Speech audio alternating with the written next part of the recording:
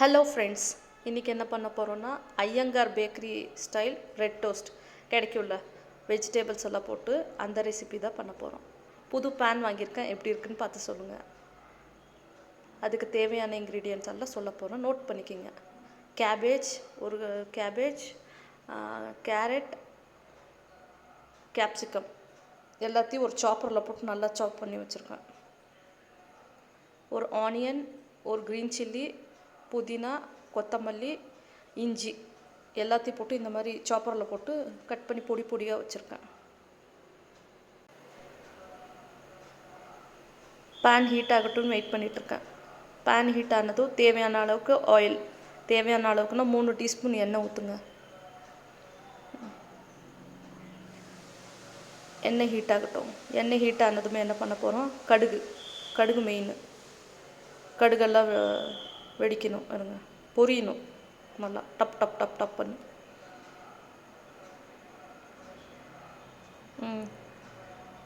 கடுகு பொரிஞ்ச விட்டு சீரகம் விழுண்டு, கடுகு எவ்வளோ எடுத்தோமோ அவ்வளோ அளவுக்கு சீரகமும் போட்டு ஃப்ரை பண்ணிக்கணும்.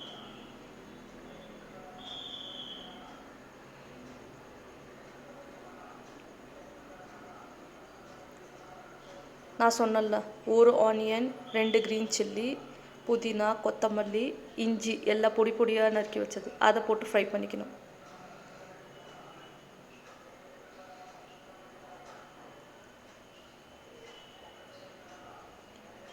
புதுசாக ஒரு சாப்பர் வாங்கியிருக்கேன், அதுக்கு தான் இதை பொடி பொடியாக க்ளீனாக அதான் இப்படி இழுத்தாலே சாப் ஆகிடுமே.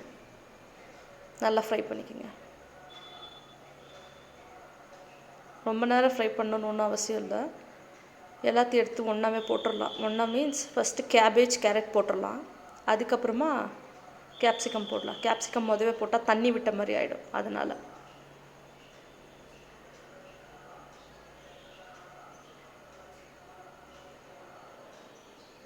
செம டேஸ்ட்டாக இருக்கும், ஸ்பைஸியாக நல்லா. ப்ரெட் டோஸ்ட்னால் நம்ம ப்ரெட்டை டோஸ்ட் பண்ண மாட்டோம், பேக்கரி ப்ரெட் அப்படியே வாங்கிட்டு வந்துட்டு ஸ்வீட்னஸ்ஸாக இருக்கும்ல, ப்ரெட்டு ஸ்வீட்டாக இருக்க, நடுவில் இது காரமாக இருக்க, செம்ம டேஸ்ட்டாக இருக்கும். தேவையான அளவுக்கு உப்பு போட்டுக்கலாம் கேபேஜ் இந்த வெஜிடபிள்ஸ்க்கு.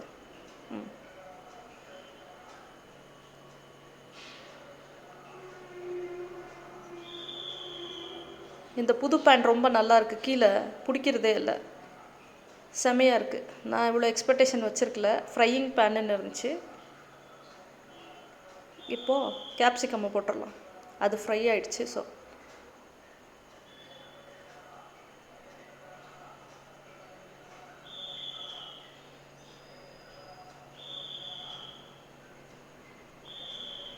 மசாலாலாம் போடணும்.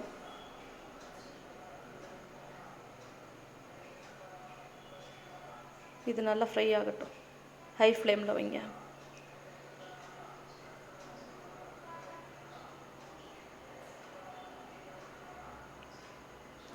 சாப்பர்லான்றதுனால அப்படி நல்லா பொடி பொடியாக சாப் பண்ணி கொடுத்துருக்கு சாப்பர்.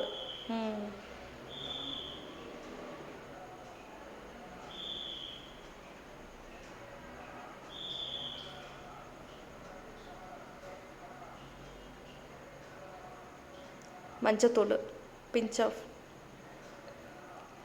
மஞ்சத்தூள் விட்டு தனியா பவுடர் விட்டு கரம் மசாலா, இதுதான் கரம் மசாலா, பார்த்துங்க. கரம் மசாலா விட்டு சில்லி பவுடர், உங்கள் ஸ்பைஸிக்கு தகுந்த மாதிரி. நான் ரொம்ப ஸ்பைசி சாப்பிடுவேன், அதனால் நிறைய போட்டிருக்கேன், உங்களுக்கு தகுந்த மாதிரி நீங்கள் போட்டுக்கோங்க. போட்டு நல்லா மிக்ஸ் பண்ணுங்கள். ஐயங்கார் ஸ்டைல் ப்ரெட் டோஸ்ட்டு தான், ஆனால் ப்ரெட்டை டோஸ்ட் பண்ண போகிறதில்ல, அப்படியே வச்சு தான் சாப்பிட போகிறோம். பேக்கரி ப்ரெட்டு தான் இதுக்கு யூஸ் ஆகும். நீங்கள் சாதா ப்ரெட்டு இதெல்லாம் வாங்கக்கூடாது, அது வேஸ்ட்டு, அது நல்லா இருக்காது டேஸ்ட்டு.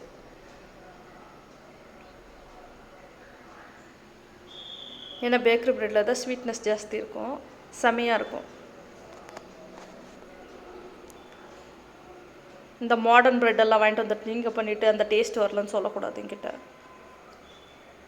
பேக்கரி ப்ரெட்டில் தான் செமையாக வரும். இந்த மசாலாஸ் எடுத்து சென்டரில் வச்சுட்டு சுடவே வச்சிடணும். கெச்சப்பு ஒரு 2 டீஸ்பூன் ஊற்றிக்கோங்க.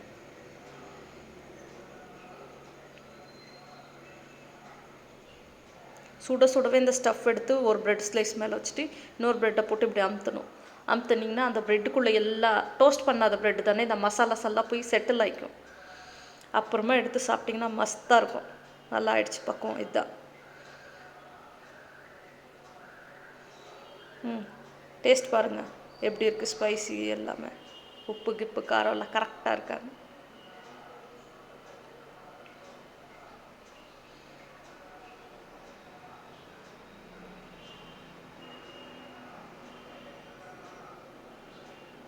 செம்ம டேஸ்ட்டாக இருக்குது.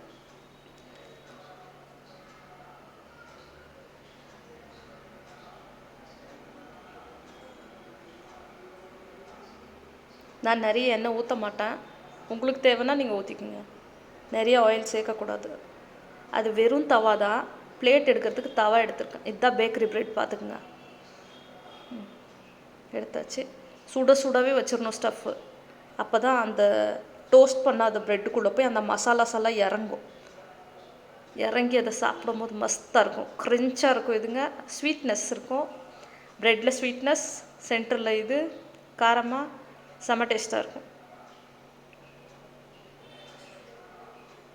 பாருங்கள், சூடாக தான் இருக்கும். நடுவில் சூடாக இருக்கும். அப்படியே எடுத்து வாயில் வைக்க முடியாது.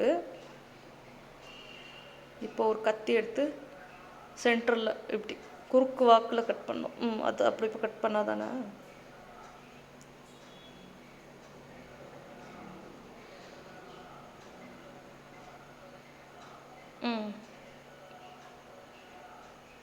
நான் இப்படி ஸ்டஃப் எடுத்து காமிச்சதுனால அது இப்படி ஆயிருக்கு. வேறு ஒன்றும் இல்லை.